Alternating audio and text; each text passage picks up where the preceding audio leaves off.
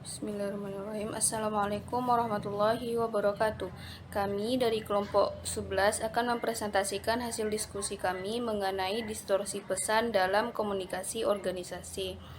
Sebelum itu, perkenankan saya memperkenalkan anggota dari kelompok 11 terlebih dahulu. Yang pertama, saya sendiri Maharani Aulia, yang kedua, Reisa Salsabila, dan yang ketiga, Adinda Herman Putri. Baiklah, kita masuk kepada pembahasan yang pertama, yaitu pengertian ketepatan dan distorsi pesan. Distorsi pesan adalah perubahan makna atau arti dari suatu informasi atau pesan yang secara sengaja maupun tidak sengaja akan mengubah isi informasi, atau juga bisa disebut sebagai kekurangtepatan atau perbedaan arti antara pesan atau informasi yang dikirim dalam suatu proses komunikasi.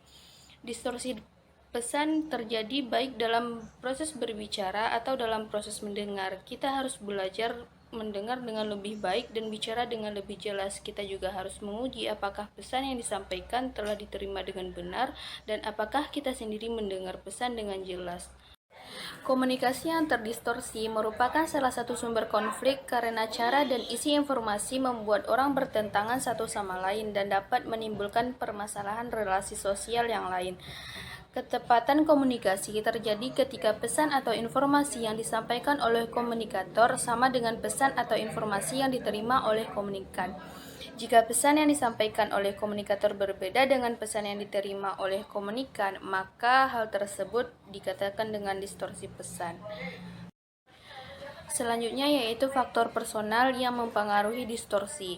Faktor pertama adalah anggota organisasi yang mengamati sesuatu secara selektif. Secara fisiologis, indera manusia memiliki keterbatasan dalam penggunaannya. Terkadang pemusatan perhatian terhadap stimulus hanya mampu dilakukan oleh satu indera tertentu, sehingga ketidakmampuan manusia untuk melakukan multitasking atau pemusatan dua atau lebih indera di saat yang bersamaan mampu mengakibatkan distorsi pesan yang fatal. Faktor kedua yaitu orang yang melihat sesuatu secara konsisten dengan apa yang mereka percayai. Manusia cenderung memilih pesan yang ingin ia interpretasikan konsisten dengan apa yang ia percayai. Maksudnya, kecenderungan untuk menyandikan pesan sudah diatur di alam bawah sadar seseorang, sehingga terkadang pesan yang tak sesuai dengan kepercayaan yang ia bawa akan tersisih. Saya akan melanjutkan presentasi selanjutnya, yaitu tentang faktor dari luar organisasi yang mempengaruhi adanya distorsi pesan. Faktor yang pertama yaitu keterbatasan individu. Dalam berkomunikasi sangat dibutuhkan adanya kemampuan individu untuk mengolah pesan yang diterimanya. Keterbatasan kemampuan individu untuk mengolah pesan akan menyebabkan adanya miscommunication yang menyebabkan ada distorsi pesan. Faktor yang kedua yaitu bahasa penggunaan. Istilah-istilah dalam bahasa seringkali mempunyai arti yang mendua, sehingga individu dalam menangkap pesan menjadi ragu-ragu. Keraguan individu ini akan menyebabkan adanya distorsi pesan. Faktor yang ketiga yaitu framing. Dalam kehidupan bermasyarakat, ada sesuatu yang sudah terkonsep dalam pikiran yang sulit untuk diubah. Adanya framing ini menyebabkan organisasi itu sulit untuk menerima hal-hal yang baru, sehingga pesan-pesan perubahan dalam organisasi tidak mendapatkan perhatian dari anggota. Selanjutnya yaitu hal-hal yang berkenaan dengan persepsi yang mempengaruhi proses komunikasi. Yang pertama yaitu proses penyeleksian. Memusatkan perhatian pada beberapa stimulus dan mengabaikan stimulus yang lain. Jika kita memusatkan perhatian pada apa yang ada dalam diri, maka kita akan mengabaikan apa yang terjadi di luar diri kita. Yang kedua yaitu persepsi dipengaruhi oleh apa yang kita percaya. Persepsi kita mengenai sesuatu dipengaruhi oleh cara kita berbicara tentang orang, benda-benda, dan kejadian-kejadian. Yang ketiga, penggunaan bahasa yang tidak tepat. Persepsi kita mengenai orang lain, benda, dan kejadian tidaklah selalu cocok dengan realita yang sebenarnya, karena kita cenderung menyeleksi apa yang kita lihat berdasarkan persepsi kita yang kita percayai.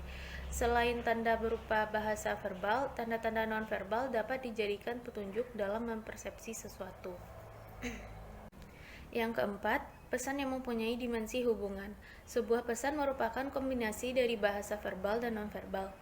Tiap pesan dapat dianalisis menurut isi, tanda, dan dimensi hubungan atau interpretasi. Yang kelima, tidak ada konsistensi antara bahasa verbal dan non-verbal. Yang keenam, pesan yang meragukan. Yang ketujuh, kecenderungan memberi memori ke arah penajaman dan penyamarataan. Halsman dan Gardner menemukan bahwa individu yang mempunyai pola memori penyamarataan atau generalisir mempunyai lebih sedikit memori kejadian atau cerita dan cenderung kehilangan detail serta memodifikasi keseluruhan struktur dari cerita daripada orang yang mempunyai pola memori penajaman atau detailing. Yang kedelapan, motivasi mungkin membangkitkan distorsi pesan. Hani mengemukakan ada 4 motif yang menimbulkan distorsi pada pesan. Yang pertama, keinginan menyampaikan pesan dengan sederhana. Yang kedua, keinginan menyampaikan pesan yang pantas. Ketiga, keinginan untuk membuat pengiriman pesan menyenangkan bagi penerimanya. Yang keempat, berharap sikap tertentu dari penerima. Baiklah, saya akan melanjutkan materi yang ketiga, yaitu usaha mengurangi distorsi pesan. Don mengemukakan 4 cara umum yang dapat dilakukan oleh anggota organisasi untuk menambah ketepatan mengkomunikasikan informasi dalam organisasi. Yang pertama, menetapkan lebih dari satu saluran komunikasi. Yang kedua, menciptakan prosedur untuk mengimbangi distorsi. Yang ketiga, menghilangkan pengantara antara pembuat keputusan dengan pemberi informasi. Dan yang terakhir, mengembangkan pembuktian gangguan pesan. Selanjutnya adalah contoh distorsi pesan dalam komunikasi organisasi publik.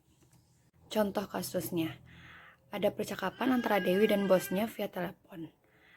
Dewi, "Bos, maaf ya, saya besok sepertinya tidak bisa datang rapat lagi. Kehamilan ini membuat saya terus merasa mual dan pusing. Dokter saya bahkan bilang ke saya untuk mengurangi waktu kerja di kantor." Bos, "Dewi, ini sudah ketiga kalinya kamu mangkir. Padahal pekerjaan kamu sudah kian menumpuk. Masa harus kami di sini yang kedampur repot dan ruwet gara-gara kamu yang absen melulu?" Dalam contoh percakapan tersebut, Dewi tampaknya sedang menyampaikan pesan sederhana. Dia tidak bisa hadir karena rasa mual dan pusing. Tapi dia harus menerjemahkan apa yang ada di pikirannya dalam perkataan, dan inilah potensi pertama terjadinya error. Apakah dia sekedar ingin menyampaikan bahwa dia berhalangan hadir, atau mungkin ada yang lain? Ternyata memang ada yang lain. Dewi merasa kesal karena dia tidak merasa dimengerti oleh bos dan rekan kerjanya. Sementara rekan kerja Dewi juga merasa tertekan oleh pekerjaan akibat ketidakhadiran Dewi. Dalam kasus ini, sang bos mendengar nada permusuhan dari Dewi, perasaan acuh tak acuh pada pekerjaan, serta kurangnya rasa tanggung jawab dan pertimbangan ke depan. Padahal Dewi mungkin tidak memaksudkan hal itu, tapi begitulah yang didengar oleh sang atasan. Dan dapat disimpulkan bahwa komunikasi itu ternyata begitu rumit karena di setiap tahapan ada peluang terjadinya error. Baiklah, sekian dari kelompok kami. Maaf apabila ada kesalahan. Assalamualaikum warahmatullahi wabarakatuh.